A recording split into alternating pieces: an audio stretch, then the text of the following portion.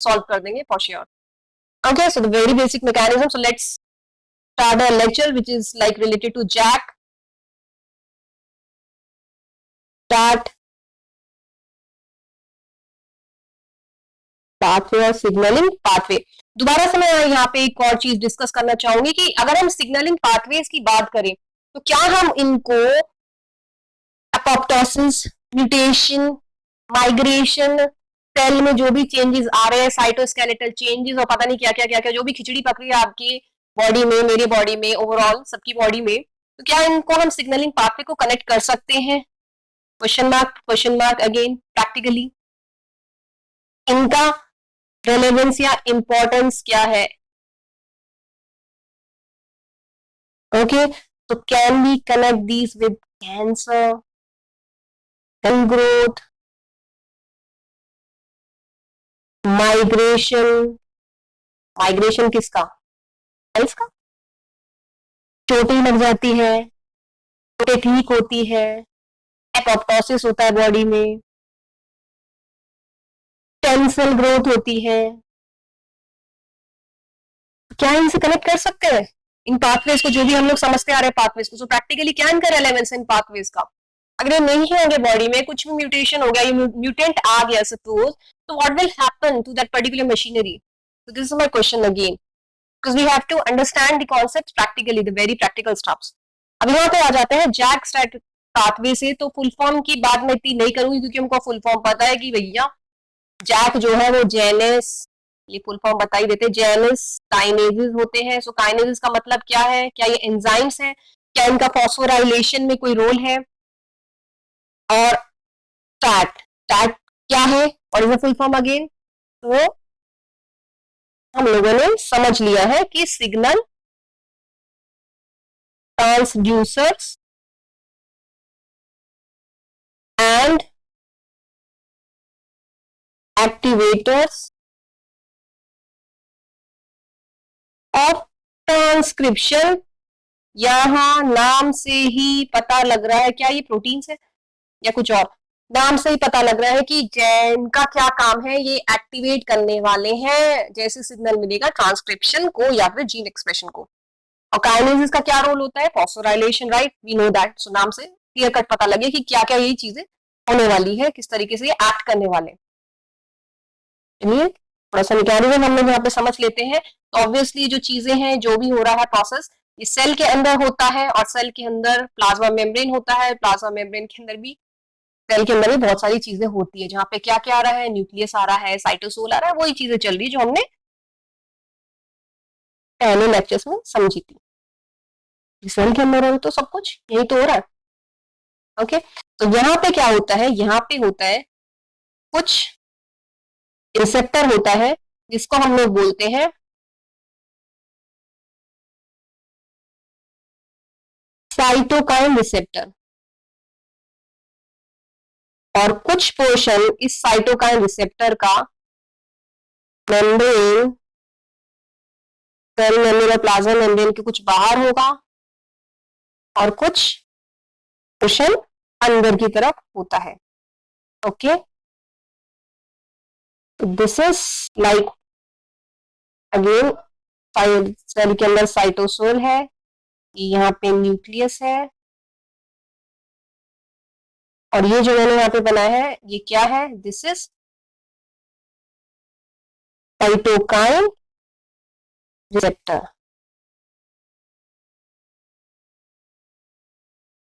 ठीक है, अब यहाँ पे एक और चीज है, इनमें और भी चीजें होती है साइटोकाइन रिसेप्टर में। यहाँ पे होते हैं जेनस काइनेजेस, जिनको हम जैक भी बोलते हैं। Cytokine receptors have got Janus kinases. और एक और चीज जो होती है इनमें, यहाँ पे टायरोसिन रेसिड्यूज भी प्रेजेंट होते हैं। So tyrosine residues are also present यहाँ यहाँ।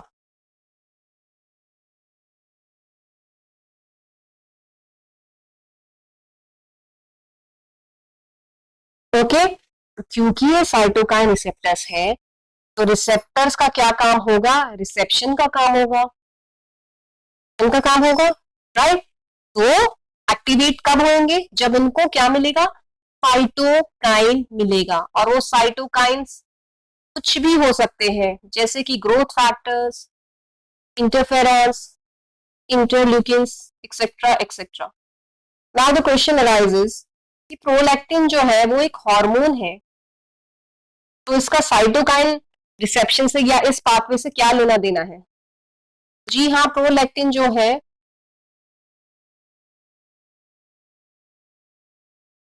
वो हार्मोन तो है ही, but it is also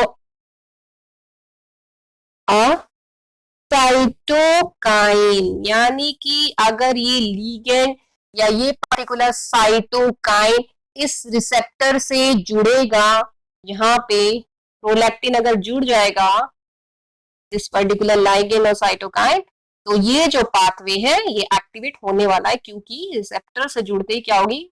machinery activate हो जाएगी। ठीक है, तो जब ये देखते हैं कि एक्टिवेशन जब हो रहा है कैसे कैसे हो रहा है, एक्ट कैसे कर रहा है।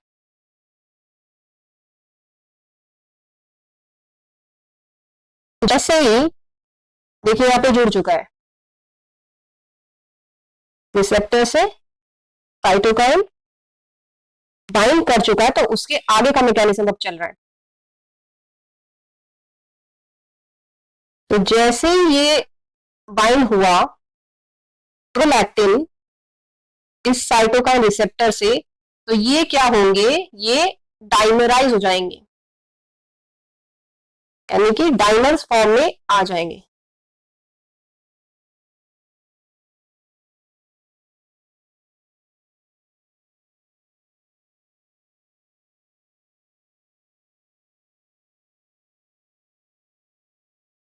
ओके, डाइमराइजेशन हो गया। और यहां पे हमको पता है ऑलरेडी कि है, जैसे ही डाइमराइजेशन हुआ उसके बाद में ये एक दूसरे को क्या करेंगे?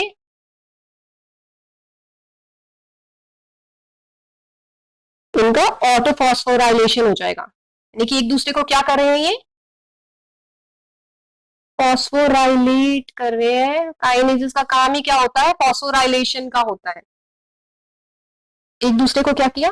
फॉस्फोराइलेट कर दिया और डाइमराइजेशन हो गया, बन गए एंड ऑटोफॉस्फोराइलेशन हो गया।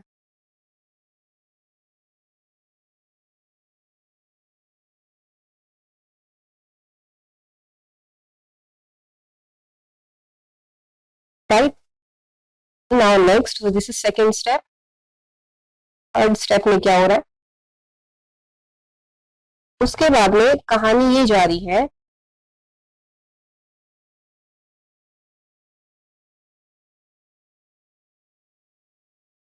once the process of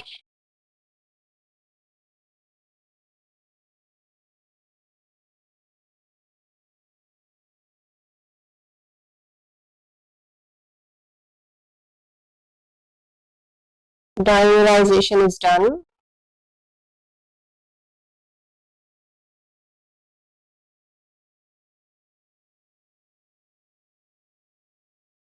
I am drawing a very rough diagram. Okay, I repeat.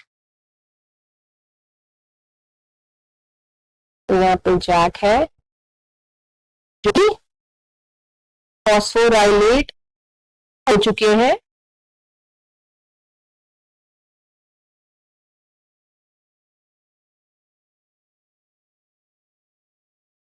अब ये क्या करेंगे इस प्रोसेस, इस स्टेप के बाद में क्या होने वाला है?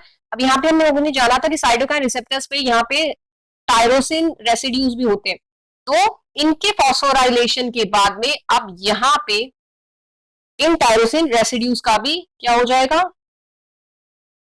फॉस्फोराइलेशन हो जाएगा। So tyrosine residues are also like phosphorylated.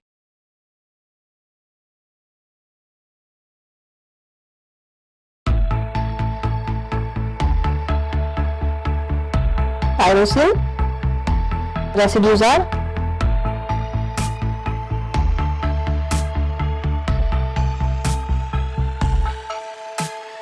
Phosphorylated. चलिए, अब ये कहानी यहाँ तक हो गई है।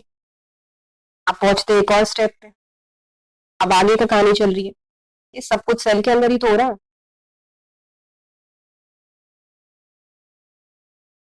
फिर कहानी आती है स्टार्ट प्रोटीन्स की। तो चलिए अब वहीं पे ड्रॉ कर लेते हैं स्टार्ट प्रोटीन्स का मैकेनिज्म, क्योंकि कहानी थर्ड स्टेप में चल रही है। अब आ रहे हैं यहाँ पे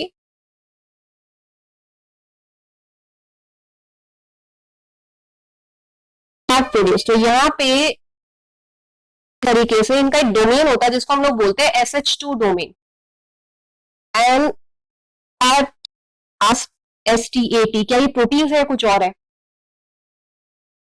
तो जो इनका डोमेन होता है, with the help of that particular domain the bind to this particular portion, यहाँ पे बाइंड हो जाएंगे। स्टार्ट भी क्या अलग अलग तरीके के हैं, स्टार्ट 1, स्टार्ट 2 एंड ऑल। ठीक है, यहाँ पे क्या है SH डोमेन है, ऐसे इधर है, यहाँ पे भी SH2 डोमेन है। तो ये यहाँ पे के पास ये जुड़ रहे हैं। इनके अगर स्टार्ट के स्ट्रक्चर की बात करें,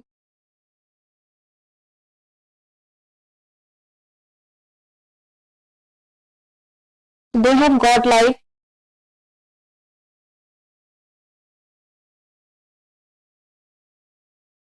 the very central portion, like N terminal region है, यहाँ पे T टर्मिनल रीजन है। तो दिस पर्टिकुलर पोर्शन जो सेंट्रल वाला है, ये है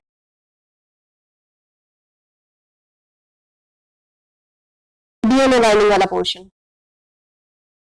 ये lining portion, the central. Okay, N terminal जो रीजन है ये वाला है, यहां पे होता है SH2। सी टर्मिनल जो होता है, यहां होते हैं tyrosine, again tyrosine residues. Okay, तो with the help of this particular domain SH2 domain, इस तरीके से इसको बाइंड करेंगे स्टार्ट। जैसे ही इनका बाइंडिंग हुआ यहाँ पे, उसके बाद में क्या करेगा, ये ऑलरेडी एक्टिवेटेड जैक काइनेज जो है, वो इनके टायरोसिन रेसिड्यूज जो सी टर्मिनल रीजन पे मौजूद है, अब उनको फॉस्फोराइलेट कर देंगे। सो दिस पर्टिकुलर पोर्शन और the tyrosine residues would be like phosphorylated, जैसे इनकी बाइंडिंग हुई। ठीक, तो फॉस्फोराइलेशन के बाद अब जो ये स्टार्ट है, ये क्या होगा, इनका क्या होगा, ये अलग हो जाएंगे और ये या तो हेट्रोडाइमर बना लेंगे या फिर होमोडाइमर बना लेंगे, इस तरीके से।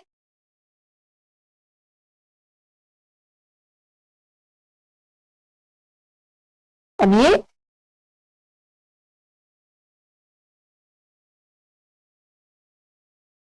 अलग हो गए,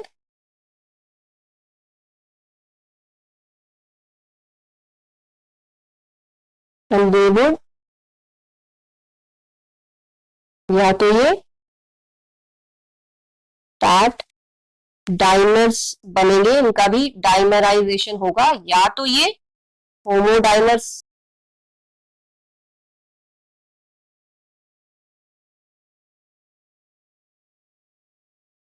डाइमर्स बनाएंगे, और या फिर अलग अलग। अगर अलग अलग है तो हेट्रो बनेगा, एक जैसे है तो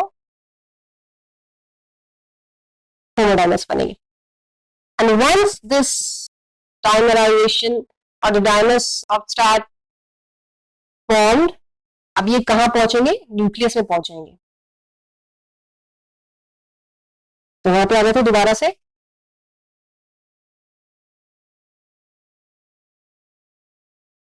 तो फैट जो है पहुंच गए न्यूक्लियस में, और वहां पे क्या होता है, वहां पे ऑलरेडी भाई हमको पता है डीएनए होता है। डीएनए का भी क्या होता है, प्रोमोटर्स होते हैं, और प्रोमोटर्स में भी कहां पे ज्वाइन करने वाले, कहां पे बाइंड करने वाले, ये स्टार्ट बाइंडिंग सीक्वेंसेस पे।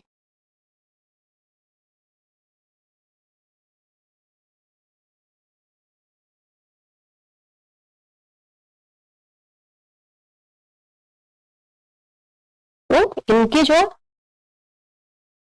डाइमर्स है न्यूक्लियस में पहुंच के फैट बाइंडिंग सीक्वेंसेस से बाइंड कर जाएंगे, जिसकी वजह से क्या होगा, जीन एक्सप्रेशन होगा या फिर ट्रांसक्रिप्शन एक्टिवेट हो जाएगा, और जो भी मशीनरी होनी है वो होता रहेगा, जो भी प्रोसेस होना है, एसेंशियल प्रोसेस। तो this is the very general mechanism of JAK STAT pathway. Now coming to the question again, and it's now very simple, हमने क्योंकि मैकेनिज्म समझ लिया है। तो पहला जो ऑप्शन है वो ये कह रहा है कि जैसे प्रोलैक्टिन जुड़ रहा है उसके बाद में क्या क्या हो रहा है। नाउ वी नो दैट कि प्रोलैक्टिन जो है वो एक साइटोकाइन है, जिसकी वजह से ये पाथवे एक्टिवेट हो गया है।